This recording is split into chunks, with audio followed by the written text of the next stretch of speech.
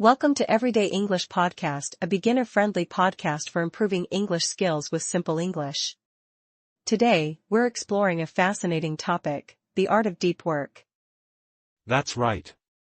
Deep work is such an important skill, especially in our busy world. Exactly. So, to start, what do we mean by deep work? Well, deep work is really about focusing on a task without distractions. It's when you're fully engaged in something that requires a lot of mental effort. Oh, I see. So, it's about excluding everything unnecessary, right? Yes, that's it. It's all about concentrating on the task at hand. You want to eliminate distractions to really dive deep into your work. That makes sense. Why do you think deep work is so important?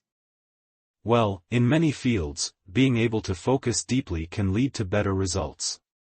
It helps you solve complex problems and be more creative. Yeah? So, it's not just about working hard, but working smart, too? Exactly. It's about using your time effectively to produce high-quality work. Got it. So, what are some ways to practice deep work? One way is to set specific times for deep work. You can block out distractions, like turning off your phone or finding a quiet place. That sounds really helpful. It's all about creating the right environment, isn't it? Yes. And it also involves developing the right skills, like improving your focus and attention. Interesting. So, how can someone develop those skills? Practicing mindfulness or meditation can really help. It trains your brain to focus better. Oh, I like that idea. It sounds like a great way to start. Definitely. And remember, it takes time to build these habits, so be patient with yourself. That's a great point. So, let's dive deeper into how to create a good environment for deep work. Sure. Minimizing noise and setting clear boundaries with others can really help. Yeah? And what about routines? Do they play a role? Absolutely. Having a routine can signal to your brain that it's time to focus. That makes a lot of sense. It's like training your mind to get into the right space. Exactly. And with practice, it becomes easier to slip into that deep work state. Awesome. I can't wait to learn more about the benefits of deep work. Me too. It's going to be an exciting discussion. So, diving into the value of deep work, why do you think some people see it as so important? Well, it really comes down to the quality of work, right? When you engage in deep work, you're not just skimming the surface. You're tackling complex problems that require real focus. Oh, absolutely. It's like, when you're fully immersed, you can produce results that are way more valuable. Exactly. Cal Newport mentions that in many fields, moving beyond just basic tasks is crucial for success. It's about reaching that high-value work. Yeah, I can see that. So, it's not just about being busy, but actually being productive in a meaningful way? Right. When you focus deeply, you're more likely to come up with innovative solutions. It's like, your brain is working at its best. That's a great point. And I guess that's why people who master deep work often stand out in their careers. Yes. They're not just completing tasks, they're creating value. It's about making a real impact. Interesting. So, what do you think are some real-world examples of deep work leading to success? Well, think about writers or scientists. They often need uninterrupted time to create or discover. Their breakthroughs come from that deep focus. Oh, that makes sense. It's like those aha moments happen when they're deep in their work. Exactly. And it's not just for creative fields. Even in business, strategic planning requires deep work to analyze data and make informed decisions. So, it really applies across the board, huh? No matter the profession, deep work can elevate performance. Definitely. And the more we understand its value, the more we can implement it into our daily routines. Got it. So, how can someone start integrating deep work into their life? Great question.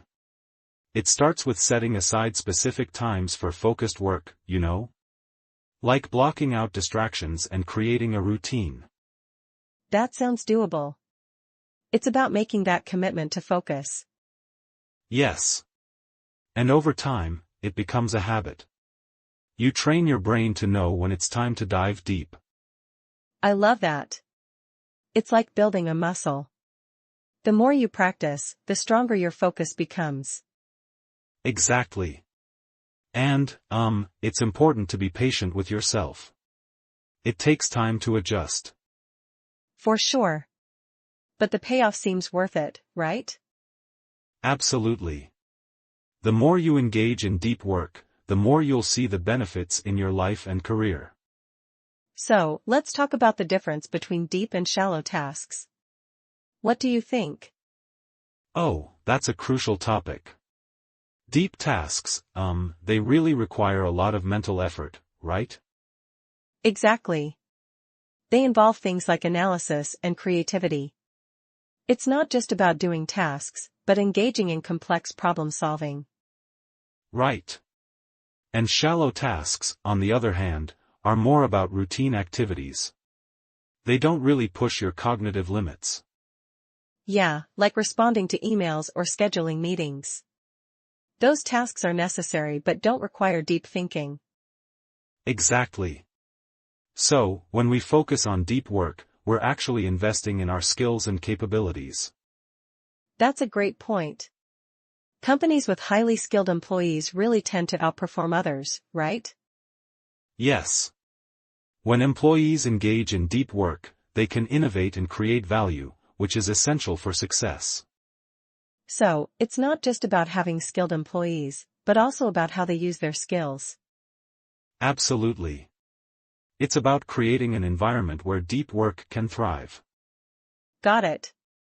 And that means minimizing distractions and encouraging focused work. Exactly. And, companies can support this by providing quiet spaces or flexible schedules. Oh, I love that idea. It's all about fostering a culture of deep work. Yes. When employees feel supported, they're more likely to engage in those deep tasks. And that can lead to better problem solving and creativity. Definitely. It's a win-win situation for both employees and the company. So, how can individuals start to differentiate between their own deep and shallow tasks? Great question. They can start by identifying which tasks require more focus and creativity. Keeping a task journal might help. Oh, that's a smart idea. Writing it down can really clarify what's deep and what's shallow. Exactly. And then they can allocate specific time blocks for deep work. That sounds doable.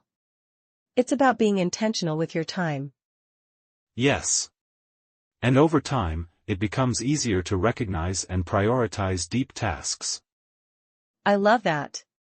It's like training your brain to focus better. Absolutely. And the more you practice, the more skilled you become at deep work. So, in the end, it really pays off for both personal growth and company success. Yes. It's all about creating a culture that values deep work and skill development. So, moving on to the skills needed for deep work, what do you think are some of the key abilities someone should develop? Oh, that's an interesting question. I think, cognitive abilities like memory and attention are crucial. Yeah? Memory is important because it helps you retain information while you're deep in a task. Exactly. And attention is even more vital. It's about being able to focus on one thing without getting distracted. Right. So, how can someone improve their attention span? Well, practicing mindfulness can help. It trains your brain to stay present and focused. Oh, I see. So, it's like exercising your brain, just like you would with your body. Yes. And then there's reasoning capacity, which is about how well you can analyze and solve problems. that makes sense. So, developing critical thinking skills is also part of the equation. Absolutely. When you can think critically, you can approach tasks more effectively. And that leads to better decision-making during deep work sessions, right? Exactly. It's all interconnected. The stronger your skills, the deeper you can go. So, what would be some practical ways to build these skills? Engaging in challenging puzzles or games can really help with memory and reasoning. Oh, like Sudoku or chess. Those require a lot of focus and strategic thinking. Yes. And reading complex materials can also improve your attention and comprehension. Got it. So, it's about consistently pushing your mental limits. Exactly. The more you challenge yourself, the more you grow your cognitive abilities. That's a great point. And it sounds like a fun way to develop these skills. Definitely. And remember, it's all about finding what works for you. So, do you think anyone can learn to achieve deep work, or are there natural limitations? I believe anyone can learn it. It just takes practice and dedication. That's encouraging. So, even if someone struggles with focus, they can improve over time? Absolutely. With the right strategies, anyone can enhance their ability to engage in deep work. I love that mindset. It's all about growth and progress. Yes. And as you develop these skills, you'll likely find deeper work more rewarding. So, let's talk about how to develop those focus techniques. What do you think? Oh, that's a great question. Techniques like mindfulness meditation can really help train your brain to focus. Yeah? I've heard that mindfulness helps with being present in the moment. Exactly. It's about clearing your mind of distractions and really tuning into what you're doing. And time blocking? How does that fit into developing focus? Well, time blocking is all about setting specific periods for tasks. It helps you dedicate time to deep work without interruptions. Oh, I see. So, you're basically scheduling your focus sessions? Yes. And it creates a routine that signals your brain, hey, it's time to concentrate. That sounds super effective. But creating that environment for deep work can be tricky, right? Definitely. Cal Newport talks about how important it is to set up a space that minimizes distractions. Yeah? What are some ways to create that kind of environment? Well, you can start by finding a quiet place where you won't be interrupted. Maybe even declutter your workspace. Oh, decluttering sounds like a good idea. A tidy space can help clear your mind, too. Exactly. And you might want to limit digital distractions, like turning off notifications on your phone. That's a smart move. It's all about creating a bubble where you can really focus. Yes. And you can also use tools like noise-canceling headphones or calming music to help. Oh, I love that. It's like creating your own little sanctuary for deep work. Exactly. And the more you cultivate that environment, the easier it becomes to slip into deep work. So, it's about making it a habit, right? Yes. With consistency, your brain will start to associate that environment with focus and productivity. That's a great point. It's all about training your mind to recognize those cues. Absolutely. And remember, it takes time to build that deep work environment. For sure. But the results can be so rewarding, can't they? Definitely. Once you find your groove, deep work can lead to some amazing breakthroughs.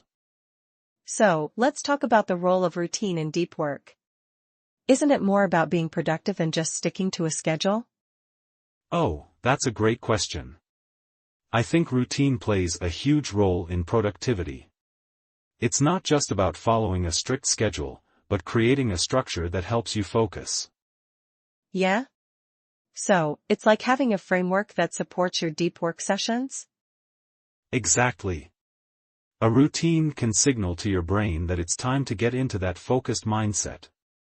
It's about consistency. Got it. And how does that tie into minimizing distractions, like office noise? Well, minimizing noise is crucial. A quiet environment allows you to concentrate better. If your workspace is noisy, it can really interrupt your flow. Oh, for sure. So, what are some practical ways to reduce that noise?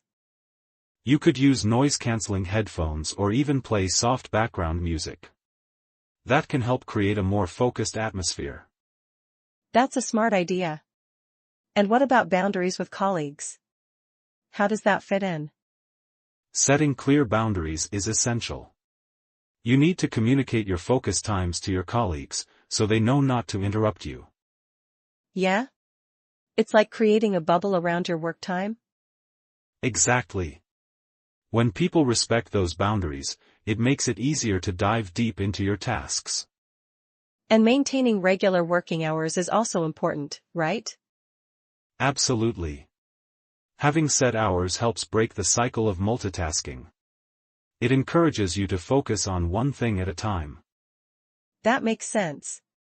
So, it's about creating a routine that promotes deep work and reduces distractions. Yes. And when you stick to those routines, you're more likely to experience the benefits of deep work, like increased creativity and productivity. Oh, I love that. So, it's not just about working harder, but working smarter. Exactly. Cal Newport emphasizes that deep work leads to mental satisfaction as well. It's fulfilling to engage deeply with your work. That's a great point. It sounds like deep work can really enhance not just your output, but your overall job satisfaction. Definitely. And when you feel satisfied with your work, it can motivate you to keep improving. So, it's a positive feedback loop, huh? The more you engage in deep work, the more you want to do it. Yes. And that's why establishing a routine and minimizing distractions is so beneficial. Got it. It's all about creating an environment that fosters focus and productivity. Exactly. And with practice, you can make deep work a natural part of your routine. So, let's talk about balancing deep work with other priorities. How do you think people can manage that? Oh, that's a really important question. Balancing deep work is crucial to avoid burnout, right? Exactly. It's like, if you dive too deep without breaks, you can really wear yourself out. Yes. So, setting boundaries is key. You need to carve out time for deep work but also allow time for rest and other responsibilities. Got it. So, it's about creating a schedule that includes both focused work and downtime. Absolutely. And you can use techniques like time blocking to allocate specific periods for deep work, but also for breaks. Oh, I see. So, it's like giving yourself permission to step away and recharge. Exactly. And that recharge time is just as important as the deep work itself. It helps maintain your overall productivity. That's a great point. So, what about those case studies Cal Newport mentions? How do they illustrate this balance? Well, Newport shares examples from software engineering and academia, where professionals often have to juggle multiple tasks. Right. And in those fields, it's essential to find that balance to avoid feeling overwhelmed. Yes. For instance, in software engineering, developers might have intense focus periods for coding, but they also need time for meetings and collaboration. Oh, that makes sense. So, they have to manage their time wisely to stay productive without burning out. Exactly. And in academia, researchers often face similar challenges. They need deep work time for writing papers, but also have teaching and administrative duties. So, it's like they're constantly shifting between deep work and other responsibilities. Yes. And Newport emphasizes that those who manage this well tend to be more successful. That's interesting. So, what can we learn from these case studies? Well, one key takeaway is the importance of prioritizing tasks. Knowing when to focus deeply and when to step back is vital. Got it. It's about being strategic with your time and energy. Exactly. And also recognizing your limits. If you push too hard, you risk burnout. That's a great reminder. So, how can someone apply these lessons in their own life? They can start by assessing their own workload. Identify what tasks require deep focus and which ones can be done with less concentration. Oh, that's smart. And then they can create a balanced schedule based on that assessment. Yes. And it's also helpful to build in regular breaks and downtime to recharge. I love that. It's all about finding that sweet spot between productivity and self-care. Absolutely. And with practice, it becomes easier to maintain that balance. So, let's talk about some real-world examples of entrepreneurs who are effectively implementing deep work strategies. What do you think? Oh, that's a fascinating topic. For instance, Steve Jobs was known for his marathon meetings, right? He really believed in diving deep into discussions. Yeah. Those meetings were intense but focused. It's like he wanted to ensure every detail was covered. Exactly. And then there's Mark Zuckerberg, who has built a work culture that really emphasizes deep work principles. He encourages his team to focus on what matters most. Oh, I see. So, it's about creating an environment where deep work can thrive? Yes. By promoting deep work, he allows his employees to tackle complex problems without constant interruptions. That's a great point. It seems like these leaders understand the value of focused work in achieving innovation. Absolutely. And as Cal Newport discusses, with technology advancing, the demand for deep work is only going to increase. Right. So, how do you think society will evolve to embrace this shift? Well, I think more companies will start recognizing the importance of deep work. They'll likely implement policies that support focus time. That makes sense. It's like they'll be creating a culture that values productivity over just being busy. Exactly. And as we move forward, I believe people will seek out environments that allow for deeper engagement in their work. So, it's a win-win situation? Companies benefit from innovation, and employees feel more fulfilled? Yes. And as Cal Newport points out, this shift could lead to a more satisfying work life for everyone. That's really encouraging. It sounds like the future could be brighter with a focus on deep work. Definitely. And it's exciting to think about how this will change the way we work. What advice would you give someone starting their journey towards becoming a deep worker? That's a great question. I think the first step is really about understanding what deep work means for you personally. Yeah? So, it's about defining your own version of deep work? Exactly. Everyone has different tasks that require deep focus. Identifying those tasks is key. Got it. And what about setting up a routine? How important is that? Oh, routines are super important. They help signal to your brain when it's time to focus. Right. So, it's like training your brain to know when to switch into deep work mode? Yes. And starting small can be really effective. Maybe just set aside 30 minutes a day for deep work. Oh, I see. So, gradually increasing that time as you get more comfortable? Exactly. And don't forget to celebrate those small wins. It keeps you motivated. That's a great point. Positive reinforcement can really help. Absolutely. And also, try to minimize distractions during those deep work sessions. Yeah? What are some practical ways to do that? You could turn off notifications on your phone or use apps that block distracting websites. Oh, that sounds helpful. It's all about creating that focused environment. Yes. And remember, it's okay to take breaks. Your brain needs rest to stay sharp. Right. So, balancing deep work with downtime is essential. Exactly. It's all part of the process.